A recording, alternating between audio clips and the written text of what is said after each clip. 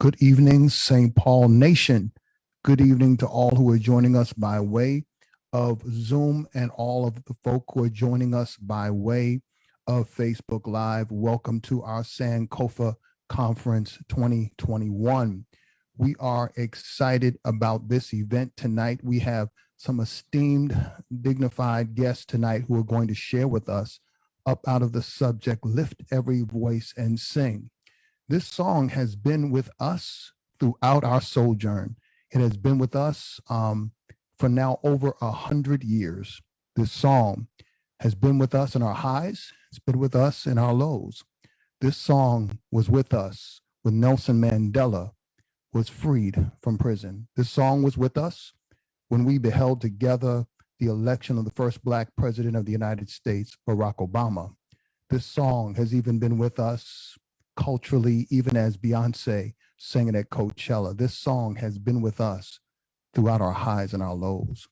Tonight, I'm excited to present our keynote speaker who will set the stage for our discussion tonight, Congressman James E. Clyburn. We are excited and delighted, sir, to have you tonight. He is the majority whip and the third ranking Democrat in the United States House of Representatives. He previously served in the post from 2007 to 2011 and served as Assistant Democratic Leader from 2011 to 2019. When he came to Congress in 1993 to represent South Carolina's 6th Congressional District, Congressman Clyburn was elected co-president of his freshman class and quickly rose through leadership ranks.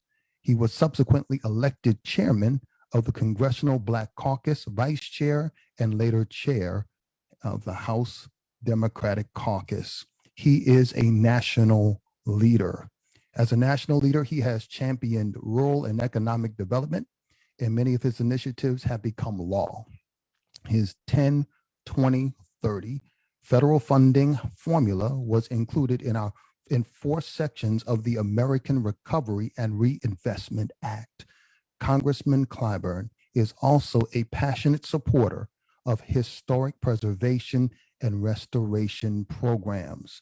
His memoir, Blessed Experiences, Genuinely Southern, Proudly Black, was published in 2015 and has been described as a primer that should be read by every student interested in pursuing a career in public service. I want to take this opportunity to thank Congressman Hakeem Jeffries, who has made this possible tonight. He has been indeed a phenomenal leader for our district. Many great voices have come to the St. Paul Community Baptist Church through his advocacy. We honor John Lewis tonight. He came to the St. Paul Church to speak because Hakeem Jeffries made that happen. And tonight we are grateful to have a legend in our midst and a man who advocates on behalf of our people and indeed has done much to keep a sacred memory alive in America.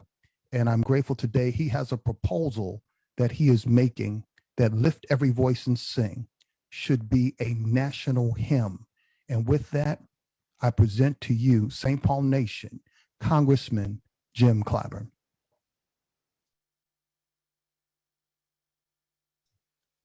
Congressman, if you'd unmute. Thank you. Well, I'll tell you, it'll do better if I press this little button here. Thank you, Reverend Brawley. I play a game with names, and when I see names of people, I tend to try to trace where they may be from. If you see a name like Clyburn, you know that name can be traced to Kershaw County, South Carolina. And I see the name of Brawley. That's a South Carolina name. I'm not sure that we're the only ones with it. I have no idea where you're from, but there's something about the Brawley that makes me want to put you in South Carolina, or at least your forebears. But thank you so much for allowing me to be here with you. Now, don't you tell Hakeem Jeffries that I got into that, because I tease him a lot. And he sometimes says that if he were ever to get into political trouble in his congressional district because of all of the former South Carolinians who live in his congressional district, he will immediately call upon me for help. I have no idea if you're one of those, but thank you so much for allowing me to be here with you. Let me thank all who are tuned in this evening. If I think I know how to read these Zooms, and if I'm reading it correctly, you got over 140 people who are participating here this evening. I thank all of you for your participation. Now, let me give you a little bit of a background. I believe very strongly in Black History Month. And this is Black History Month. And now I know a lot of people make jokes about it, that Black History Month is the month that we celebrate it during the shortest month of the year. But the fact of the matter is, February as Black History Month was not always Black History Month. It was Black History Week when I was growing up. And that week was selected by Carter G. Woodson, who we call the father of Black history. Carter G. Woodson lobbied heavily for a Black History Week. And when he got it and was asked to suggest the week, he selected the second week of February, because that week embraced both the birth dates of Abraham Lincoln, the 12th, and Frederick Douglass, the 14th. Several years ago, when events took place out in Kent State in Ohio, the students on that campus decided that they would celebrate Black history the entire month of February. And then Gerald Ford, when he became president in the short few years that he was president, he, by executive order, named February to be Black History Month. And then Jimmy Carter, when he became president, got it codified. So that's why we celebrate this month. And I give it that bit of history because I think what I want to say to you, and I'm the son of a minister, but I don't have license to preach. But if I were to preach to you, I would take a subject, get it outside of our comfort zones. Get it outside of our comfort zones. Now, give you a little bit of history. If I were to ask who invented the light bulb, most people would say Thomas Edison, and they would be half right. Thomas Edison did invent the light bulb, but Thomas Edison couldn't get that light bulb to work. It would come on, but it wouldn't stay on. And so Thomas Edison heard about a guy up in Boston, Massachusetts. Now, he was doing his work there in New Jersey. And he heard about a guy named Lewis Latimer. And Lewis Latimer had invented a filament, a carbon filament. And Thomas Edison was led to believe that if he could take his light bulb up to Boston, Massachusetts, and collaborate with Lewis Latimer, he might be able to solve his problem. Now, Thomas Edison was a white guy. And in order for him to sit down with Lewis Latimer, he needed to get outside of his comfort zone and be able to collaborate with a black guy. Lewis Latimer happened to have been the son of former slaves. His parents had escaped from slavery and were living up in Boston. So Thomas Edison went up to visit with him. And sure enough, that carbon filament that had been invented by Lewis Latimer was an answer to his problem. And he and Latimer collaborated, and now we have the light bulb. Sometimes that's what's required for us to get outside of our comfort zones. Now, I spent a life. I'm 80 years old, and I was born just a few years after this hymn was put to music. It started out as a poem. James Weldon Johnson wrote a poem to celebrate the birthday of Abraham Lincoln. That's what he was doing. Now, his brother, James Rosamond Johnson, was one of the Harlem musicians. He took the poem and put music to it.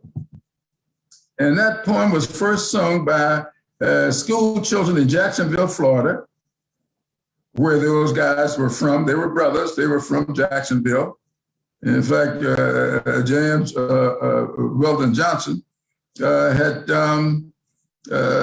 the principal at a junior high school there. And those kids from that junior high school first sung that song to celebrate Abraham Lincoln's birthday.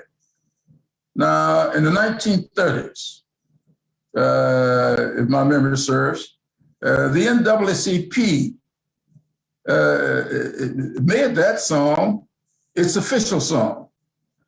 Now, the song was popularized by Booker T. Washington. Booker T. Washington started that song on its popular journey. And when the NAACP made it its official song, it started then to be, it was nicknamed the Black National Anthem. And throughout the years, that's what we've called it. Now, in the name of solidarity, in the name of unity, in the fulfillment of the motto of this great country, E pluribus unum, the Latin phrase that means out of many, one. My proposal is that we not have but one national anthem, and that's all we have. The Star Spangled Banner is our national anthem. And so I have proposed that we make this song, lift our voice and sing our national hymn. We don't have a national hymn, but we have a national anthem. I believe it's a song, if you read the words, there's not an ethnic background represented in this great country that cannot relate to the toils and tears that song is about.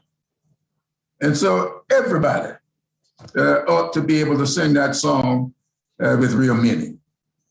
In this country, next month, I believe the 17th of March, I'm going to put on a green tie to help my Irish friends celebrate St. Patrick's Day. It's not going to take anything away from me to put on the green tie. If I'm going to put on a tie, it might as well be green, it has to be blue. And if it means that I can stand in solidarity with my Irish brothers and sisters, so may it be. In October, I'll help my Italian friends celebrate Columbus Day. And so I believe that is a sign of solidarity. Christians celebrate Christmas. Jews celebrate Hanukkah. We are a nation made up of various backgrounds in religion, backgrounds in ethnicity, and we ought to be able to stand in solidarity with each other and help each other celebrate their heritage. That's why I'm such a big proponent of historic preservation. I believe that we ought to preserve our history, not deny it.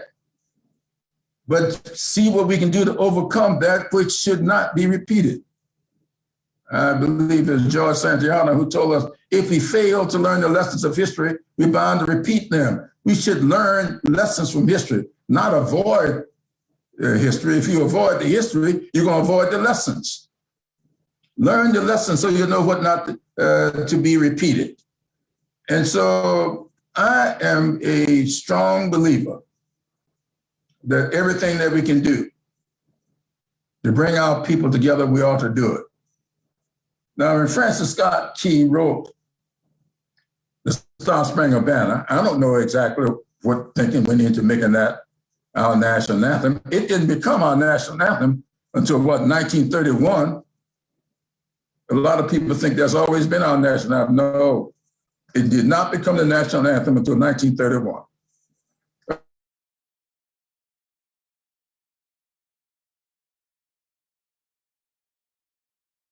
That's all we sing. There are 4 verses. And if you read the 3rd verse of the national anthem, it will cause you some pause. Because in that 3rd verse, there are words there that seem to be relegating people of color to an eternal existence of slavery. And so if we can get beyond that with our national anthem, we ought to be able to get beyond the history of who may have written the poem or who may have applied the music and come together and sing, lift every voice and sing as our national hymn. And so I hope that we can have a fruitful discussion. Whatever happens to the legislation, I do not know. I do believe that we ought to have the discussion and see whether or not we can have one national hymn, one national anthem, and help live out this great motto that we all live by, out of many one. I'll conclude with this. Back in the 1830s, a man named Alexis de Tocqueville came to this country. He came to study our penal system. And when he got here, de Tocqueville said that he found a certain magic about this country, and he wanted to find out what that magic was.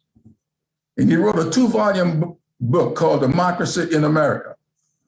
And that 2-volume book, to me, can be summed up in one sentence from those volumes. And it is this.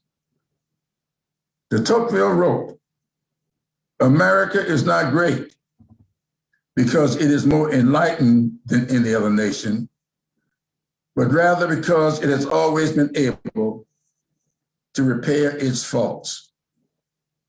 Always been able to repair its faults.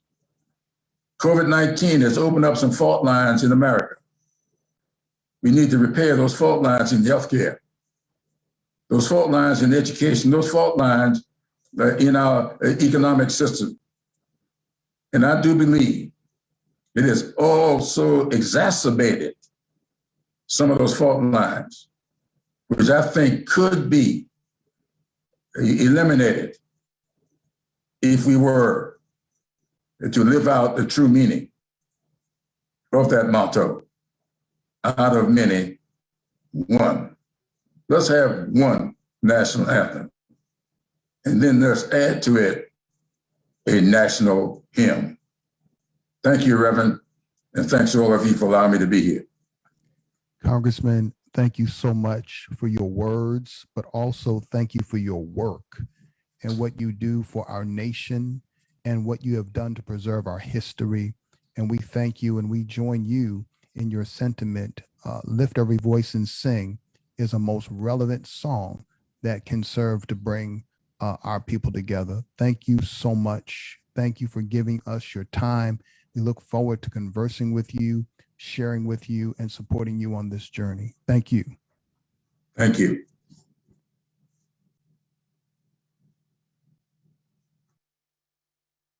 See that President Derrick Johnson has joined us, NAACP. Good to have you with us tonight. So welcome. tonight to our program as we're sharing and talking tonight about Lift Every Voice and Sing. And we have also with us Mr. Lloyd Washington, who is the president of the Durkeeville Historical Society. And he's going to share some remarks tonight, some brief remarks, and then we will hear from President Johnson, and then we will do some Q&A. And again, we want to thank Congressman Clyburn for opening us up in such a powerful and riveting way. Thank you so much. Mr. Washington.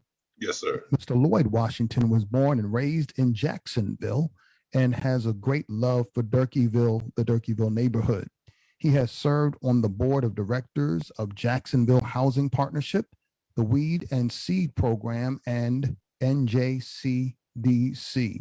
He has also volunteered with the Jacksonville Paint the Town program for 7 years. He has served as community president of the Grand Park Community Youth Association for 12 years. Mr. Washington has been a member of the Durkeeville Historical Society for 8 years and has served as its president for 4 years. His commitment to preserve and protect the history of Durkeeville is unparalleled. And we're grateful to have you with us tonight, sir.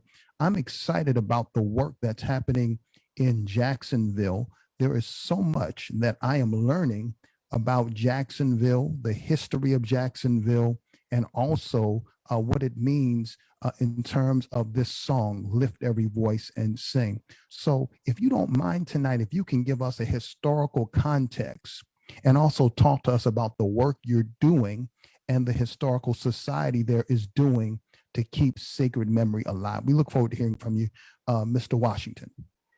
Good afternoon, everyone. It's been an interesting road to get to this point. Durkeeville Historical Society is will be 24 years old, and still the best kept secret because we don't know our history. We're not a group. Everybody comes over here and they bring their culture, they bring their history, but we have a tendency of not wanting to know our history. And I found that out in the year. So our job at the Durkeeville Historical Center is to preserve the past and promote the future. We want our young people to know their history. And so we try our best to do it every time. This past week, this month has been very interesting because we've had several young people here, and they don't know. You find that they simply do not know anything about our history. And we need to work on that. We need to do a better job on learning our younger people about our history here in the United States, because we have a very proud history. It starts off a little rocky, yes. It starts off very rocky. But once you leave slavery, get into Reconstruction, you see the positive of the Black person and the Black community. Like I said, we're 24 years old. Questions about Jacksonville, some of the things we're doing. Like I tell you, we're working on a Lift Every Voice and Sing Park. And that's gonna be, grand opening is in Wednesday at 10 o'clock. We will have a virtual groundbreaking at that point. It's another thing I've been working on for quite a while. It's been an interest. I don't know if it was a journey or a crusade, but it was the La Villa area was a Black neighborhood that was annexed into Jacksonville. It had its own government. So once it became part of Jacksonville, it lost that voice. So we're back here now trying to give it a new voice. And as the song goes, we want to lift every voice to hear them say. Like I said, when we have a presentation. Robert, would you show those slides for me, please? That's the overview. for the new Lift Every Voice and Sing Park. It has a raised stand where people can sit and watch the concerts, but it says Lift Every Voice and Sing around it. The next one, please. That's the walk where people can come in, an entryway to the new park. Where you see the cutouts, we're working on having a statue put there in its place of the both brothers, Roseman and James Weldon Johnson. Next slide, please.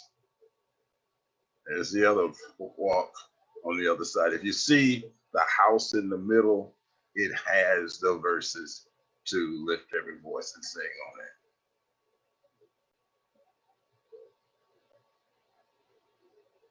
Yes, and that's what we've been working for in Jacksonville. It's a $3.5 million project, and we pretty well have it funded. So, like I said, this Wednesday at 3 o'clock we'll have the groundbreaking. Another project that the Durkeeville Historical Society has been a part of is the Jp Small Ballpark. It's a ballpark where the Negro League played. So we're just refreshed the exhibit there, and we've refreshed the entire ballpark with a grant, a $500,000 grant, which we've been working on to get the building. The main thing is to get our young people to come in and learn about these fantastic athletes. My favorite one is Cool Papa Bell. Cool Papa Bell was Satchel Paige said Cool Papa Bell was so fast he could turn out the lights, be under the cover, be comfortable in bed before the room got dark. So he was considered as the fastest man in baseball. And you have these type athletes that we show in the ballpark. Next to the ballpark is the Durkeeville. Durkeeville was the very first Black public housing complex, originally built in 1936. It finished in 1937. It was a WPA project. It was twofold. It gave people a chance to move out of slums, and it gave Black men jobs. At that particular time, out of 10 Black men, only 2 had what they considered as a job. So the rest of them were hustling to take care of their families. So with the Durkeeville project, it gave a lot of Black men a chance to work. And I like to say I tell the kids when they come in and talk about Durkeeville, we say they're moving on up. I like that term because they're moving out of slums into houses with running water, in housing that has indoor toilets, and they have lighting and sidewalks. So they're no longer working and living in slums. Then we talked about the Johnson brothers. Okay. My favorite Johnson brother is Roseman. I was introduced to Roseman by Dr. Carolyn Williams, a historian and professor at the University of North Florida. He wrote the lyrics to Lift Every Voice and Sing, which gave it a new look, a new sound, and a new future. And people really, because the poem had its own life, but with the two brothers combination, it got a brand new life. And it become now known all over the United States. So the Johnson brothers, we have part of the Lift Every Voice and Sing site is the birth site of James Weldon and Roseman Johnson. And it is also the site where the song was written, where the poem was written, and the site where the poem was put to music. So we have a lot in Jacksonville, a lot of Black history that we need to talk about and share. But when we break ground in 2 days, it will start a brand new vision and voice for that community. And so, like I said, Jacksonville, we go from there to the darkest day that ever happened in Jacksonville, and that was Axe Handle Saturday. I assume that some of you may never have heard about it, but we had a group called the Youth NAACP, the younger members, and they did a lot of ends. They did march-ins, they did sit-ins, and the local Ku Klux Klan decided they did not want this. So one Saturday they decided to work on the youth group. So the Grand Dragon went and bought a bunch of axe handles and put them around Hemming Park. And when they went to that particular Saturday, they did not protest. But unfortunately, the Blacks who normally go down there and pay their bills and stuff like that were attacked by Blacks. So that was considered as the darkest day in Jacksonville history. One of the brightest days was in 1967 when they elected 2 Black women to the city council, Sally Mathis and Mary Singleton. What they thought would be 2 women they could push over and get them to do anything. They were everything but that. They were 2 well-educated and women, and they were school teachers.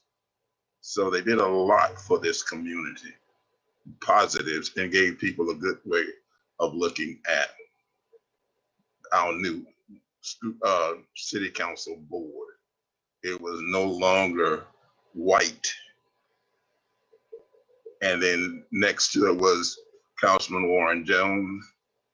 We had 4 other Black men, 2 more Black men who became part of the council in the next election. So we've come a long way. We have a long way to go, but hopefully we will do better. And that's what we want for everybody, to do better. Mr. Washington, I'm going Yes, to come back to you with some poignant questions because I know you have some deep history about the Johnson brothers. I want to move our conversation to the president of the NAACP, Mr. Derrick Johnson. Derrick Johnson serves as president and CEO of the NAACP, a title he has held since October 2017. President Johnson formerly served as vice chairman of the NAACP National Board of Directors, as well as state president for the Mississippi State Conference, NAACP. A longstanding member and leader of the NAACP, Mr. Johnson has helped guide the association through a period of re-envisioning and reinvigoration. Now we're going to post all of your bios online, but permit me to read this. Under President Johnson's leadership, the NAACP has taken such efforts as the 2018 Log Out Facebook campaign, pressuring Facebook after reports of Russian hackers targeting African Americans, the Jamestown to Jamestown partnership marking the 400th year enslaved Africans first touched the shores of America, the 2020 We Are Done Dying campaign, exposing the inequities embedded into the American healthcare system and the country at large. And I can go on and on and on and on. President Johnson also continues to be on the front lines on some of the most pressing issues in civil rights of our time. I met President Johnson in, I think it was 2018. We met at the Aspen Ideas Festival, and it was an immediate connection. You have spoken to the St. Paul Community Baptist Church in the past, and I am so delighted to have you here, knowing the intersectionality of this song and the NAACP. We want to hear some remarks from you. It's good to be with you and good to have you tonight. Would you please share your remarks? Thank you, Pastor Brawley. And quite frankly, I'm going to read the remarks that Whip Clyburn wrote for me. So If I get it right, that means he wrote it, and I do appreciate him in his leadership in Congress. Lift Every Voice has been commonly known as the Black National Anthem. NAACP, as the leader said earlier, we adopted this song. It was a poem, and if you think about the 6 stanzas that's in the poem, it tells a very clear story about our journey, but also our future. That first stanza is talking about unity and pride. And that second stanza is talking about faith, hope, and fighting for victory. And that third stanza, that's about perseverance. And that fourth stanza, overcoming adversity. And that fifth stanza, that appeal to a higher power who interceded on our behalf. And in that sixth stanza, staying true to who we are, not being distracted, and true to our common bond, our native land. It's a powerful poem that we put in as a hymn to allow us not to be caught about all the negative things that have happened, but to stay focused looking at a future. And as a Black community, we have perfected the art to talk about problems. We have not perfected the art to look towards solutions. And I always go back to this song as a model, as an example, as a level of inspiration where we gotta move from problem talking to solution. That's really important. And I think that's why this song is timeless. It is something that was written in the early 1900s, but yet we are still talking about it in 2020 because it has foresight. It's not anchored in the negative. It builds the reality that we standing together, not losing hope of who we are, not losing focus of our common bond, understanding that there is a higher power, understanding there will be adversities, but we can overcome those adversities, understanding that to get there, we must persevere, but we can't persevere if we lose faith and hope and recognize that we are victors. And that can only happen if we stand in unity with some pride. And that's why I love this song, because when you break it apart and begin to understand whether it was the author's intent or not, that's what it means. It is a song talking about the future. It is a song talking about hope. It is a song that recognizes that we must fight, because the theme 2 years ago for NAACP was very clear, and our history has told us that when we fight, we win. The problem with our community, we don't fight enough, or we don't pick the right type of fights. That we get caught in the margins of the conversation as opposed to the center of how to move things forward. But in this moment, the examples most recently, whether it was the 2020 election in November, Black folks cared today there. That the margins that took place in 2016 shifted when we made sure that Black folks in Detroit not only voted, that they didn't skip the top of the ticket, because in 2016, you had 28,000 folks who went to vote in Detroit, 80% Black city, but they skipped the top of the ticket because they didn't feel anyone was speaking to them. But in 2020, they realized that there are some things, whether you get spoken to or not, that we cannot sacrifice, and the sacrifice really is around white supremacy. We've seen it just recently in the special election in Georgia. We carry today 159 counties, 45% of all the votes come out of 9 of those 159 counties. That's in the metro Atlanta, Augusta, Georgia area, but also in those rural areas in West Georgia and East Georgia, the rural communities, you all see the numbers go up there too, because we understand that when we fight, we win. And when we seen the treasonous act take place on January 6th, an insurrection that was akin to what we seen during the Civil War, that in this country, we settle our differences at the ballot box. And that whether you win or lose, you lick your wounds and the new administration come in and govern. And that if we allow white supremacy to go unchecked, unaccountable, we know what that means to us, because domestic terrorism in this country has 99% always been white men, based in white supremacist behavior. Had that been Al-Qaeda or the Taliban, and we could have traced it and they tacked out, we would be loading up on planes and ships now going abroad for the attack on our land. And we know in the South, when we seen domestic terrorism in the 30s and in the 40s and in the 50s and in the 60s and in the 70s, they were not held accountable. Therefore, it only spread. Even the notion of this Confederacy fallacy and the banner in which they were utilizing wasn't the Confederate flag, it was the Northern Virginia Army battle flag that was buried with General Lee. And it was resurrected in the 30s as the Daughters of the Confederacy began to recreate a history that was both false and untrue. And many of the statues that we're seeking to take down now were erected during the 30s, 40s, and 50s in the backdrop of them recognizing that this system of exploiting people for cheap labor was going to come to an end. Therefore, they built a narrative that wasn't true.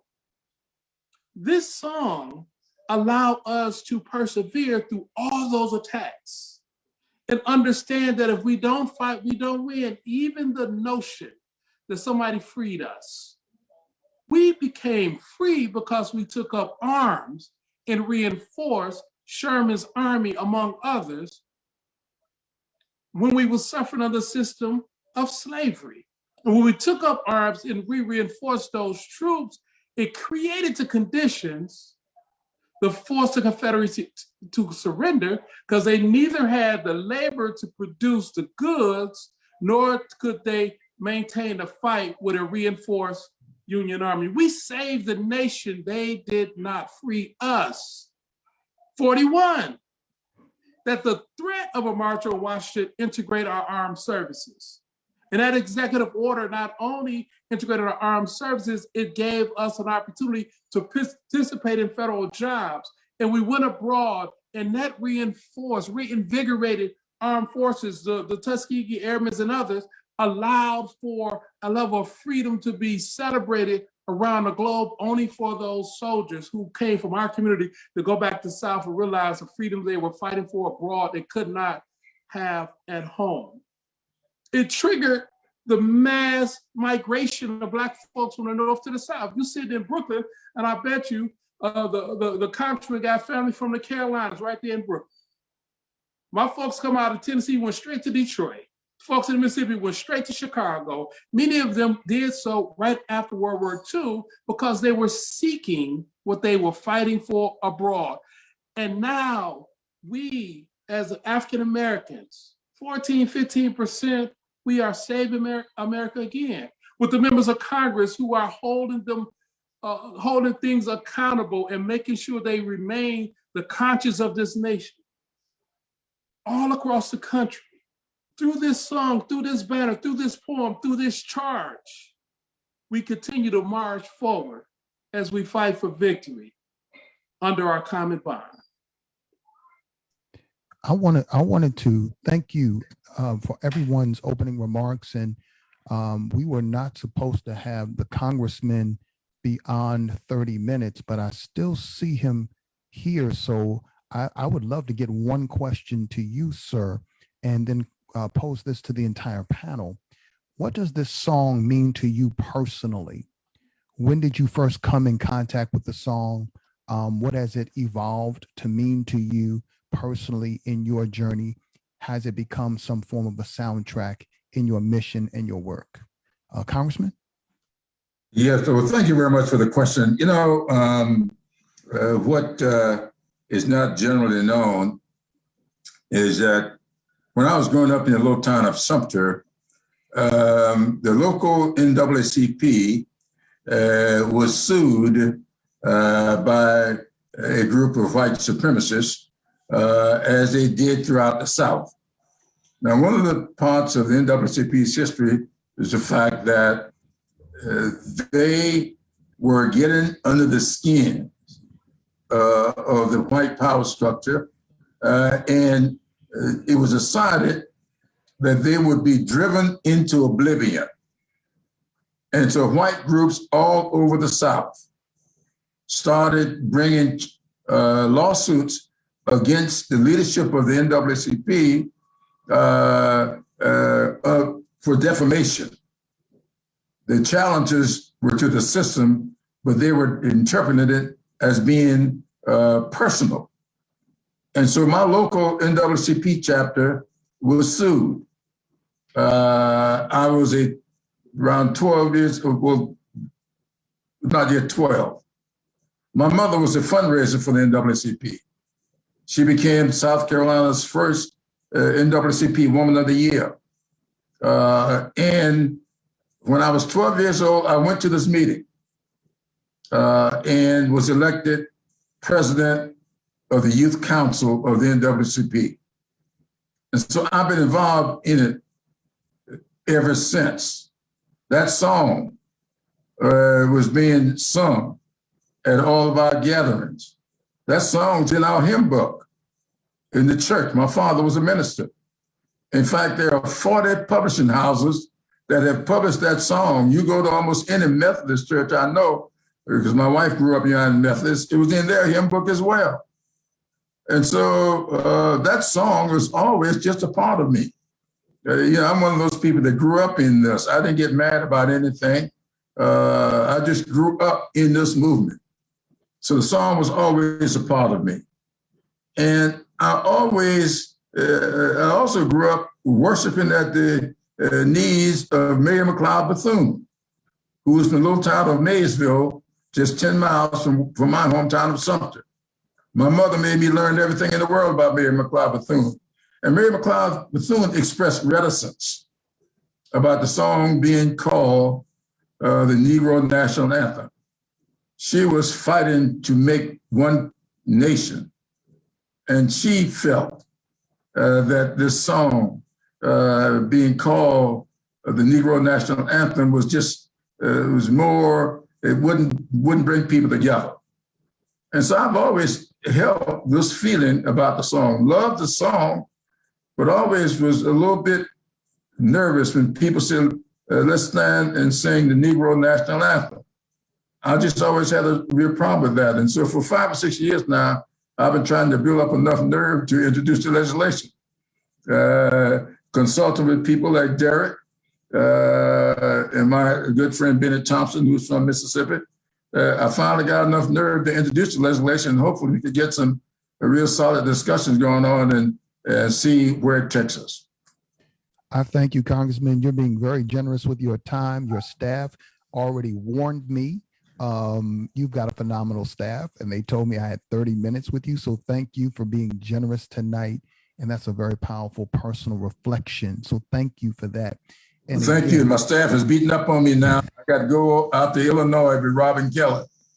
All right. Thank you so much. Okay. And we appreciate you. Look forward to hosting you one day at the St. Paul Community Baptist Church in person. Thank you.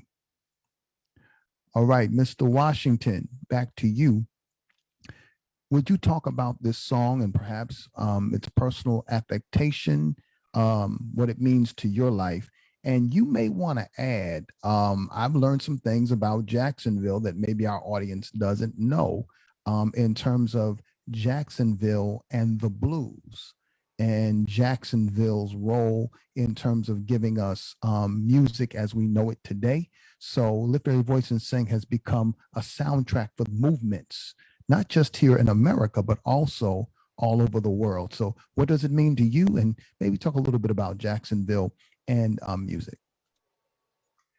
Well, personally, I was first introduced to the poem, Lift Every Voice and Sing, at my senior year at James Weldon Johnson High School.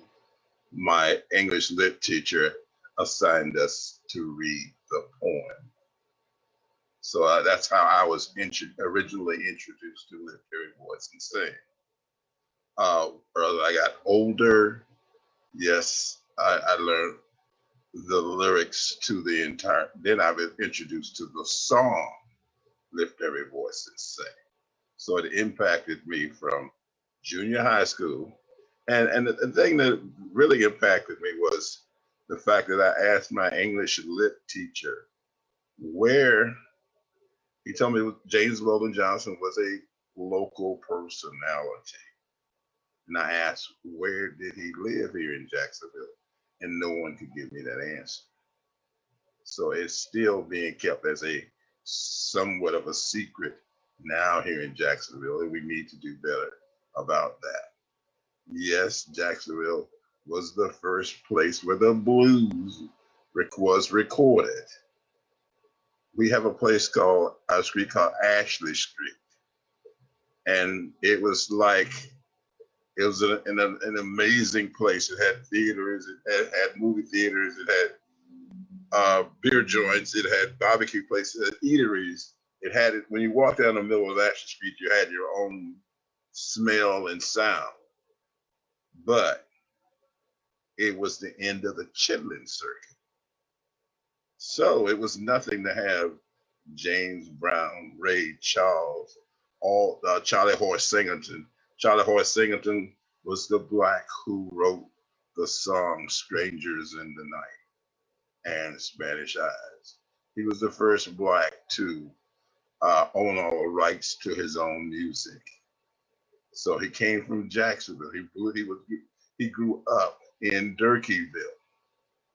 So his granddaughter is my vice president. And Little Horse, her father, comes over and she brings, the man had over 300 songs that he had written and impacted the entire Elvis Presley, the Rat Pack, Sammy Davis Jr., all these people of that type sung his music. So it has the music of Jacksonville moved back to Harlem. Then there was, we have one person that, we have two of his organs here, Jackie Davis. Jackie Davis introduced organ music to Harlem. It was part of the Harlem Renaissance. Came from Jacksonville. Mr. Washington, Yes, I need you to restate that, because you said that to me before we came on the air. You said, Pastor Brawley, Jacksonville gave Harlem some of its sound. Did you say something to that effect? What I'm saying is, actually, they said Jacksonville was the Harlem of the South. But if you look into the research, Jacksonville went to Harlem. A lot of those entertainers came from Jacksonville and went to Harlem to become stars. I think I read Ma Rainey. Yes, Ma Rainey. Jacksonville. Make me want to go to Jacksonville the more we talk about it. And I'm getting ready to go back over to Derrick Johnson in just a moment. But if you could just give this one more reflection, 1901, I think it was, the Great Fire. The Great Fire. And I was told that Lift Every Voice and Sing may have been inspirational even then. Well, it was, because it was a matter of pride. But when you look at the Great Fire started in La Villa, which was a Black settlement, which was annexed into Jacksonville, Florida. The problem was, it was a Black settlement that had a fire. There was a all-volunteer Black fire troop, Station 3. They were prepared to go over there and put the fire out, but they were ordered not to, because it was a Black settlement. So as the wind changed and the fire, which for Jacksonville was basically all wood at that time, went toward downtown, all of a sudden it was the tone had changed. It was all hands on deck. Let's get this fire out. They would not even allow Fire Station 3 to put the fire out at Stanton High School. So they let it burn. Wow. This is Stanton number 2. Wow. So. Wow. Yeah. So I want to move this, because this is a perfect segue to talk a little bit about the NAACP and Lift Every Voice and Sing. So it's my understanding that in that Great Fire, Lift Every Voice and Sing was a focal point of pride and the rebuilding of Jacksonville. this song has been with us throughout our sojourn, at least for over 100 years. And when you think about the civil rights movement, when you think about moments in which this song has been invoked, when you think about how Dr. King in August 1967 invoked this song, SCLC convention, the second verse, when you think about how this song has been there for us throughout movements, been there for us throughout moments of celebration. Can you talk a little bit, President Johnson, can you talk a little bit about the history of this song in terms of the way it's been a soundtrack for our people, for freedom? And can you give a little bit of that and maybe even a reflection on how it's been helpful to you? You think about the song, I recall, probably wasn't when I first heard it, but when I first remembered it, it was in middle school. And like most individuals in my class, I didn't know the words, so we was all murmuring through the words as we knew the rhythm. And all through middle school and high school, you know the rhythm, and then you start picking up pieces of the words. And then over time, when I got in college, I started looking at the words, and I was like, wow, this is real. And out of all of our music, all of our song, this one commands a level of respect and reverence. And I don't care where you are, what you're doing, that if you are in the company of other Black people, people begin to pause because it commands respect and reverence. During the Black Power movement, we love I'm Black and I'm proud and respect and all those things. And it spoke to that moment. But this song has spoken to all of the moments. It really is a song of our journey. And you can insert whatever we have gone through, whatever the moment was, this is the song. And James Weldon Johnson serving as executive secretary for the NAACP and, right. and the organization adopting the song. But I think it was Dr. Imani Perry who wrote the book about Lift Every Voice. And yes, she did. And we brought her in and talked to our board when the book was complete because she studied the history and how the song has survived so many ebbs and flows of time. And even before it became the official song for NAACP, many of our schools, one-room schools that we built across the landscape, particularly the South. One of the things that's not talked about often is how Blacks in this country, we ran towards education because it was a thing that was being denied, and we ran towards it because in most southern states, they provided for us to create schools, but we had to come up with the resources and build the building. And so people had the land and they would build it on their piece of acre and they're donated. And then people would come out and raise the money through fish fries and other events. And then there was a Roosevelt Fund out of Chicago, one of the founders of Sears Roebuck, who donated money to help build schools for Blacks in the South. And it was through that donation. And all those schools across the landscape, many of these Roosevelt school structures still exist today. Not all, but many of them do. This was the song that started school in the morning. In the 20s and the 30s. And it's something that has continued in many churches, particularly our churches that's based on the Black tradition.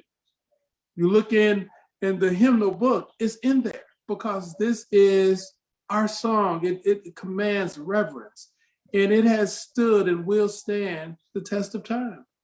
That is a powerful remark. You have framed that so well. And I have read Imani Perry's work and have framed some of my writing has been influenced by her work.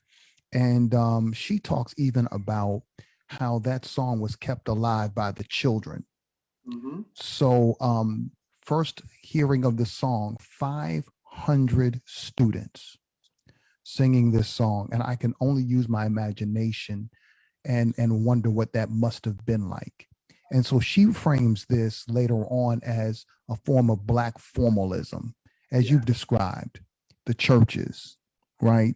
And when we talk about Black formalism, we still have it today, when we have the ushers with their uniforms on, the deacons with their suits and ties. It's Black formalism at its best. And Black formalism, probably one of the staples of it, the greatest staple of it, was the singing of this song. Mm-hmm. And what we've been trying to do is codify this a little bit, or actually decode it rather, and kind of break down each line and each word and verse, and to really understand it. And just having such a great sense of reverence. And here's what we've heard. To your point, there have been people who said, I learned the words, but today I'm getting the meaning. Mm-hmm. Mm-hmm. Think about that first stanza, lift every voice, a call to unity. Yes. A call to unity, right? And in the Baptist tradition, I'm Baptist, born and raised in Lubbock, grew up in Detroit and live in Mississippi. And one of the things that I realized when you go to that Black formalism, that in the Baptist governing structure is congregational led. Yes. There is no bishop to send an edict down and we conform. I mean, we are small D democracy like you ever won't believe. Good and bad, Pastor. Yeah, tell me right? about it. That's right. But that's NAACP. We are congregational led because we took the governance model from the religious tradition that most of us practice. And at that time, it was the Baptist church. And one of my mentors here in Mississippi, I would go speak at different places, go to these rural areas, and he had a habit. And where he made sure I was situated, he'd go look at the cornerstone of the church to see when was it established. And based on that date on that cornerstone, he could determine whether or not it was one of our churches of resistance and how it weathered this time. Now, I can recall going to this one particular church.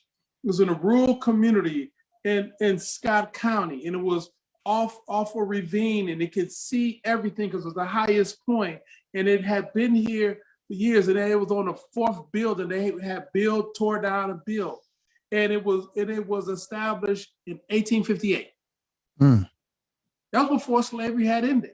Right. That was in the midst of the fight, 1858. And he went to one of the deacons. He said, tell me about this. And one of the old deacons, he started talking about it. And we get in the car, he said, this is one of our places of resistance. When we had nowhere else to go, this mount here allowed the folks to look out. He went back and researched and realized it was one of the encampments for the former Africans who was in the system of slavery when they broke away, took up arms, waiting for Sherman armies to come through.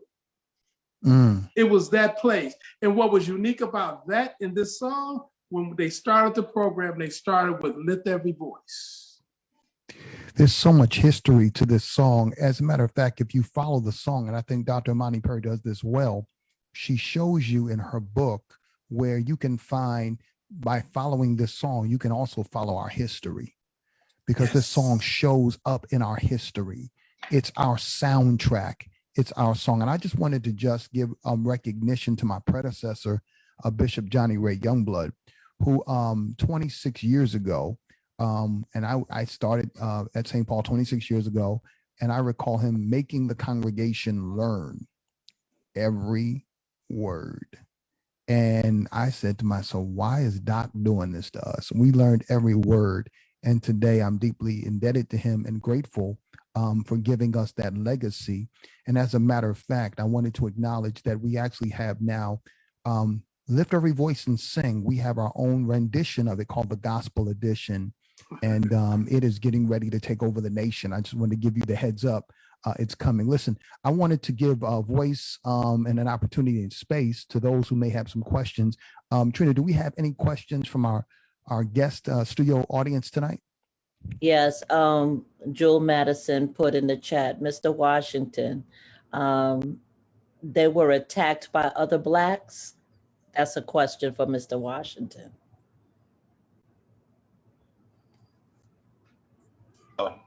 What are we talking about? Axe handles? Axe handles. Axe handle. No, It's they were attacked by the members of the Ku Klux Klan. Okay. Okay, what happened was there was a group called the Boomerang Gang, and it was an all-Black group. They came in and the tide changed. When it was all over, our governor, Claude Kirk, said, this event never took place.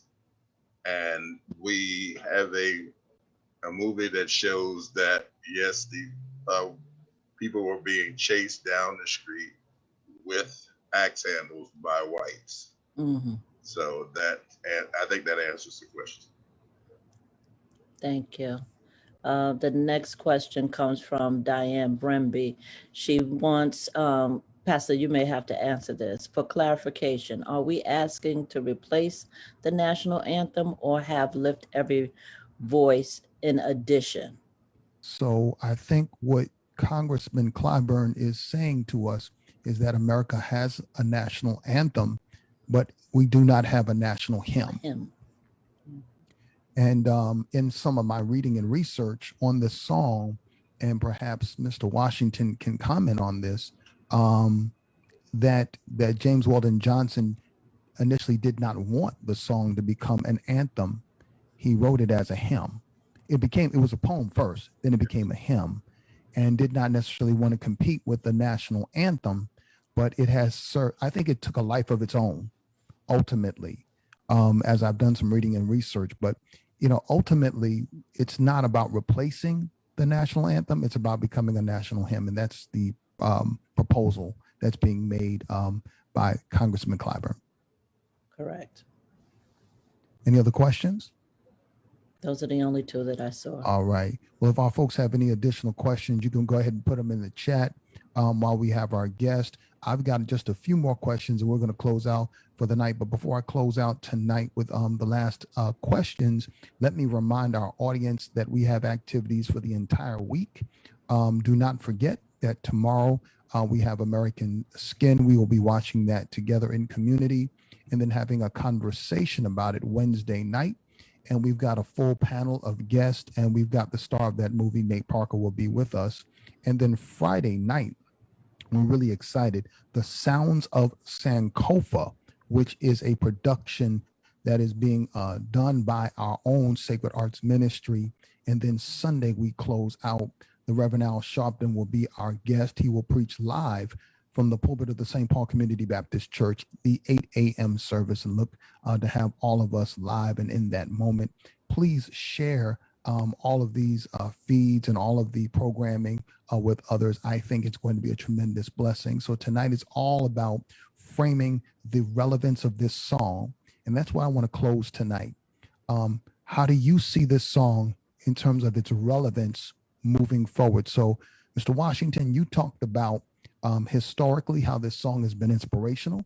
And you're also now talking about keeping sacred memory alive by way of a museum and a park.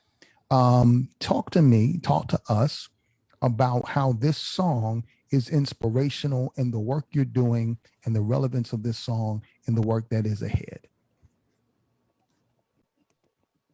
What I found is it's a time thing. The older members of our community the minute you mention it, they stand up, they start singing the song, and because they grew up with the song. Now we have to teach the younger community the importance and what it means. Yes, recently it has been brought out to the forefront. But now it should not be, I'm 40 years old and I know the song. Unfortunately, we had a young tour come through the Durkeeville Historical Society, and we have a statue, an award for J. Roseman Johnson here, and we talked about it. And one of the young guys said, "Oh yeah, that's Beyonce's new song." And so we were grateful that Beyonce did the song, because that was the first time in a long time that our young people had ever heard it. Now, Alicia Keys has a very good version of it herself, which is now reaching to the younger people. And now they are realizing that what this song means. So we have a long way to go as far as recognition of the song, but we have this gap we have to work on. I mean, I chuckle, but it's kind of sad that young people would think Beyonce was the composer of this historic song. So you're right. We have much work to do in the sharing and communicating of our history. And one other thing, last year we had the celebration of Lift Every Voice and Sing. It has been published 124 years ago. Yes. So on that day that it was published, I think it was 1905. It was the first time it was sung. It was 1905. I could be wrong with that date because I need to check it out. But we celebrated Lift Every Voice and Sing. They're planning on doing this celebration every year here in Jacksonville. So we will be doing it this upcoming year. Hopefully we'll be using it for a long time to come. Before I turn it over for closing remarks to President Johnson, I saw a couple of questions so now people want to know everything about Durkeeville. So now we're going to have to do a tour to Durkeeville because everybody want to know about Durkeeville now. So one question, I think it was Patricia, says this, Trina, clarity, Durkeeville lost its autonomy when it was extended into Jacksonville. That's the question. No. Durkeeville was, LaVilla lost its autonomy when it was extended into Durkeeville. Into Jacksonville. Right. It was a separate entity. It had its own government. It had its own mayor. So once it got annexed into Jacksonville, it lost its autonomy. Yes. Okay. All right. There's 3 more questions. Quickly, we're going to move on. Go ahead. Okay. Andrew Morgan, the dominant culture has erected countless monuments of remembrance and songs to evoke the elevation of a false narrative upon which they base their white supremacy myth. Isn't Lift Every Voice and Sing here to counteract these lies and embolden our people in truth and hope? That's the end of the question. Well, that's a question for either one of you. I would think President Johnson may want to answer that one. It's a song born out of our experience, written by a great poet, placed to music by his brother. That's what it is. We should never position something this powerful in counter of something else. This is the standard. This is the center of gravity. And let's celebrate it for what it is. It's a timeless piece of art, both poetry and song that speak to our journey.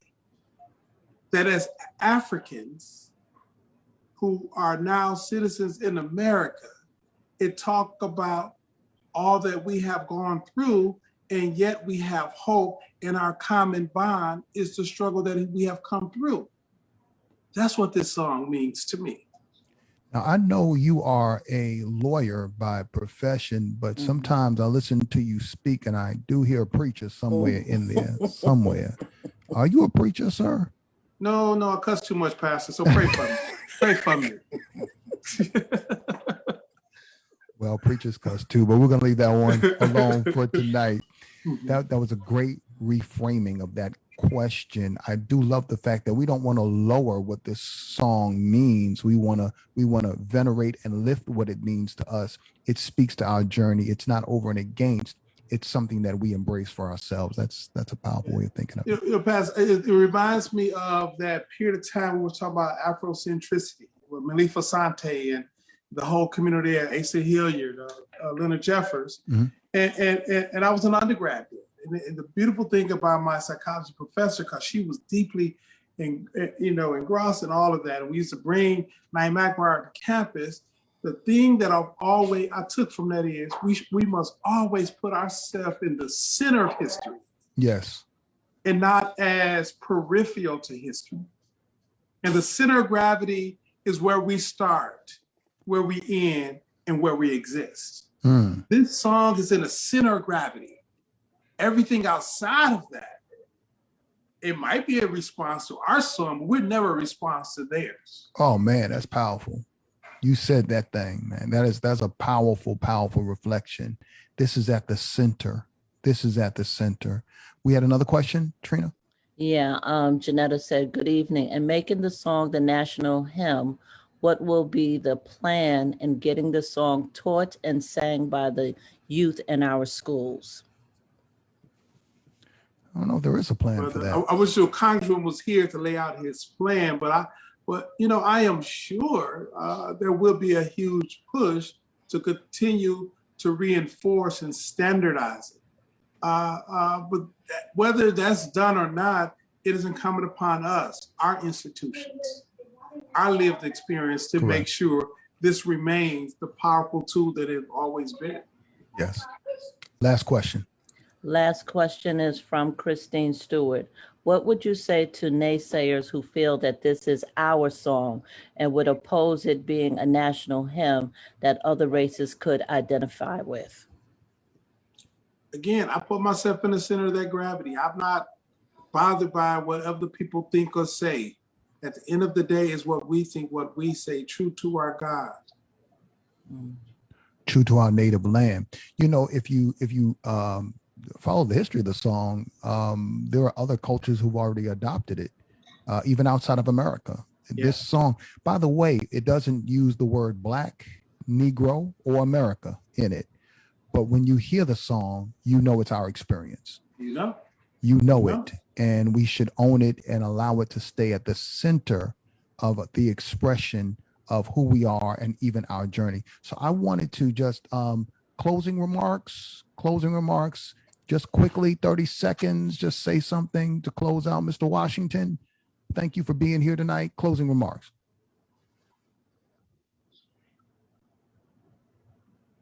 Must teach our youth our history. That wasn't even 30 seconds, man. Thank you. So, President Johnson, always good to see you, man. Appreciate what you're doing for the nation. You represent us so well. We see you on CNN, MSNBC, and all these news outlets. And thank you for spending some time with us, having this great conversation. If you don't mind, give us some closing remarks. I think the song is a closing remarks. It's a song of unity, pride, faith, hope, fighting for victory, perseverance, overcoming adversity, intercession by our higher power, and stand true to who we are and true to our native land, our common bond. I want to thank all of our panelists. I want to thank the St. Paul Nation and all the folks who are following us by way of Facebook Live. Thank you for your support. I look forward to seeing everybody throughout the week. Please visit our website, spcbc.com, to see all of the events that are being prepared and presented throughout the week. We are excited about this journey. Lift every voice and sing till earth and heaven ring. Ring with the harmonies of liberty. Let our rejoicings rise high as the listening skies. Let it resound high as the rolling sea. To everybody, good night. God bless you. And don't let anybody steal your joy. Blessings.